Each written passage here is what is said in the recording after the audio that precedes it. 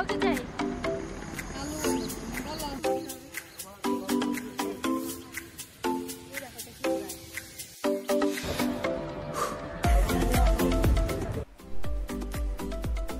একজন ভালো ভ্রমণকারীর কোনো নির্দিষ্ট পরিকল্পনা এবং গন্তব্যে পৌঁছানোর উদ্দেশ্যও থাকে না।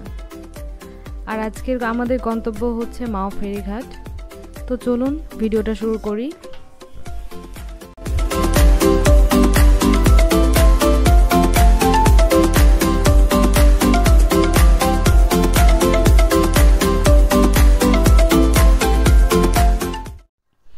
আসসালামু আলাইকুম।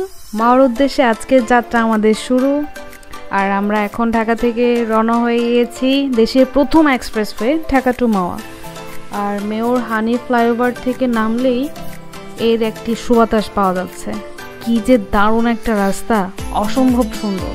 আর খুব দ্রুত সময় চলে যাওয়া যায় একেবারে মাওয়া ঘাট পর্যন্ত।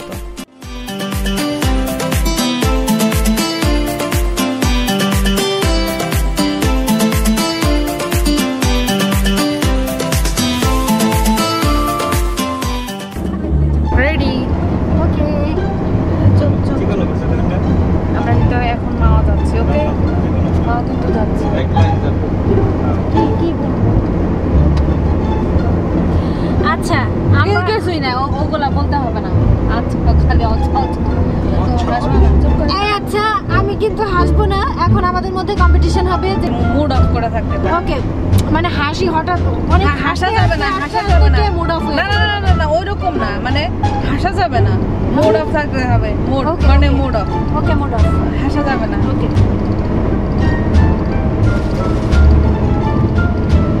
চোখ বন্ধ করে কখনো এটা হবে?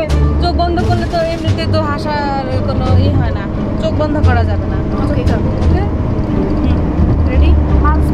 মাস্কটা পরিনি। না না না, মাস্ক পরলে দেখা যাবে না কি। হ্যাঁ, ready? Okay, mood of.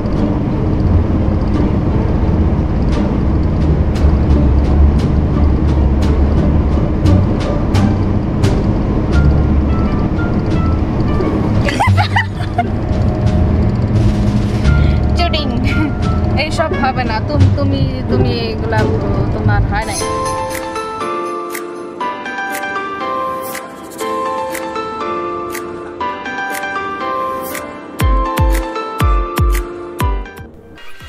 Dhaka থেকে প্রায় 36 কিলোমিটার দূরত্বে পদ্মার ইলিশ আর মিষ্টি খাওয়ার জন্য বিখ্যাত হচ্ছে মাওয়া ঘাট। আর ঢাকার খুব কাছে হওয়ার কারণে দেখা যায় যে একদিনেই ঘুরে আসতে পারা যায়। আর ডে ট্রিপের জন্য তো এটা একদমই পারফেক্ট। আর এই রাস্তাটা এখন যতটা সুন্দর লাগতেছে, আর এর থেকে বেশি সুন্দর লাগে হচ্ছে রাতের বেলা। আমি ট্রাই করবো রাতের বেলা কিছুটা দেখানোর জন্য।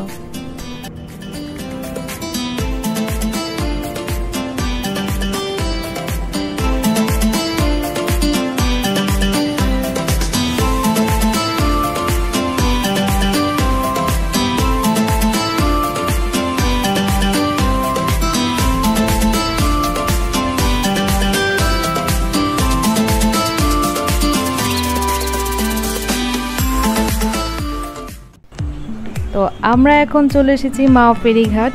ঢাকা থেকে আসতে হলে ঢাকা মিরপুর 10 ফার্মগেট শাহবাগ থেকে আপনারা স্বাধীন পরিবহনে আসতে পারেন, সেখানে ভাড়া নেবে 100 টাকা। আর গুলিস্তান থেকে সারা দিনই পাওয়া যায় মাওয়া যাওয়ার বাস। ইলিশ গাংচিল পরিবহন ছাড়াও বিআরটিসির এসি বাস আছে মাওয়া যাওয়ার জন্য। কুয়াশার জন্য এখান থেকে আবছা একটু দেখা যাচ্ছে পদ্মা সেতু। তো এখানে বিভিন্ন ধরনের ছোট বড় অনেক নৌকায় আছে, যারা যেভাবে ঘুরে খুশি আর কি।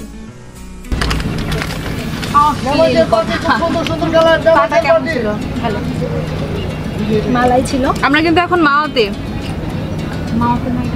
ফেরিঘাটের এখানে সামনে। কয় নাম্বার যেন থাকবে? 3 নাম্বার একটু ওই দিকটা দেখায়। হাতে নয়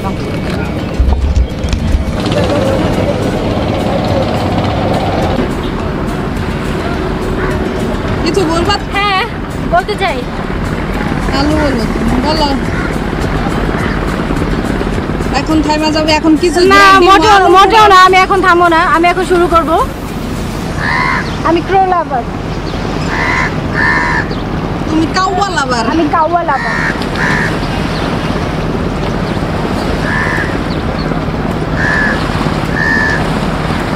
তুমি যাচ্ছ এটার ভিতরে কোন ঘাটে কি রোদ প্রচন্ড রোদ চলে যাচ্ছে এখন কোথায় যাচ্ছি আমারটা তুলবো কিভাবে ওই দেখো এটা কি উড়ায়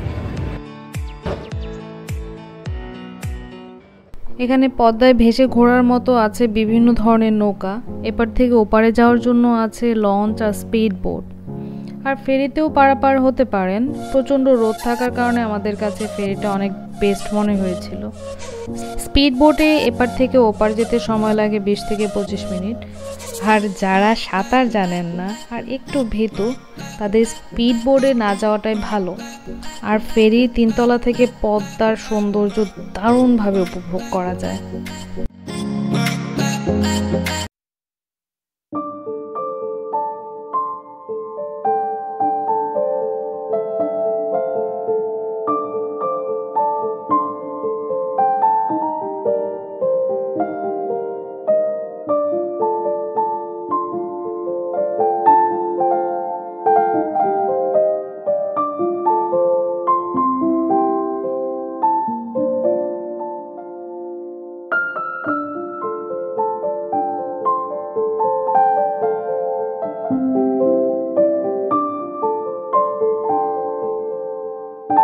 দেখছে এখন ছায়া ছায়া হয়তো খাইতেই হবে আর খাইতেই হবে এটা ছায়া খাইলেও খাইতে হবে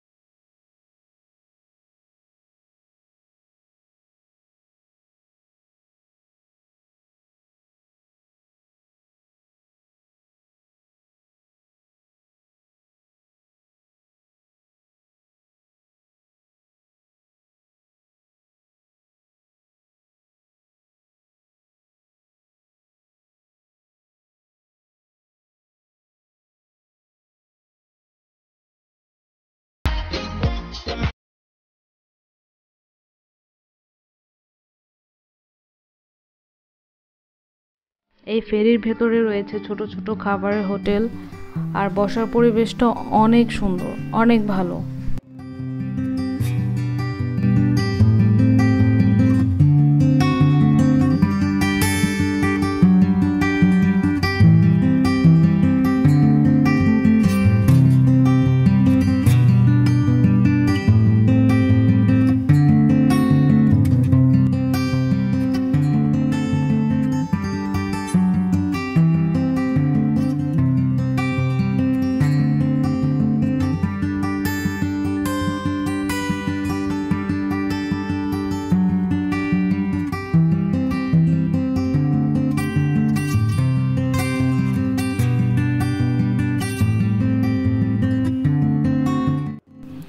দুপুরের পর থেকে সন্ধ্যার আগ পর্যন্ত নদীতে থাকবে সূর্যের রূপালী ঝিলিক মৃদু বাতাসে নদীর জলে ছোট ছোট রূপালী ঢেউ ঝলকে দেয় চোখ দুপুর পেরিয়ে বিকেল গড়িয়ে সূর্য যখন পাটে বসতে চলে তখন ম্লান সূর্যের সোনালি ছায়া পড়ে নদীর বুকে আর মনে হয় যেন নদীর জলে তরল সোনা মিশিয়ে দিয়েছে প্রকৃতি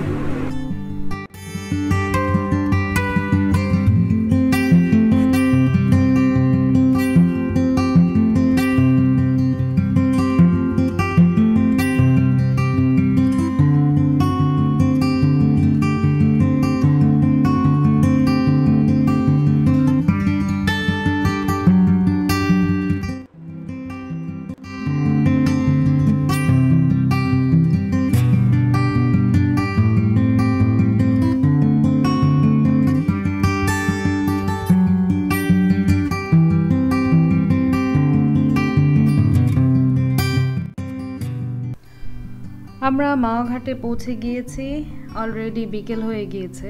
আমরা খেয়ে বাড়ির পথে রওনা হব খুব তাড়াতাড়ি।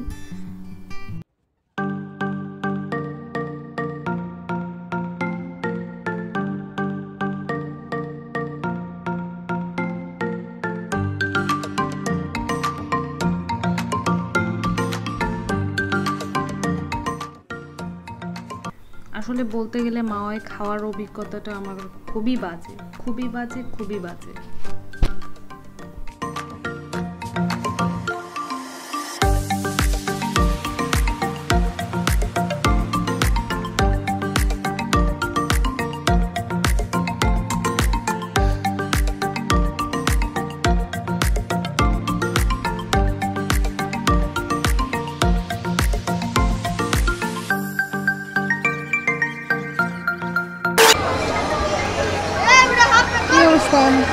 কেমন খেয়াল আছে? খুবই বাজে খাবার খেলাম আসলে। নিরালা হোটেল অ্যান্ড রেস্টুরেন্ট খুবই বাজে একটা খাবার খেয়েছি, খাবারের মান খুবই খারাপ। এগুলো মানুষের খাওয়া কেমন? হ্যাঁ, অযথা টাকা নষ্ট। এরকম খাবার খেলে অবশ্যই মানুষ অসুস্থ হবে, এভাবে কোনো সন্দেহ নেই।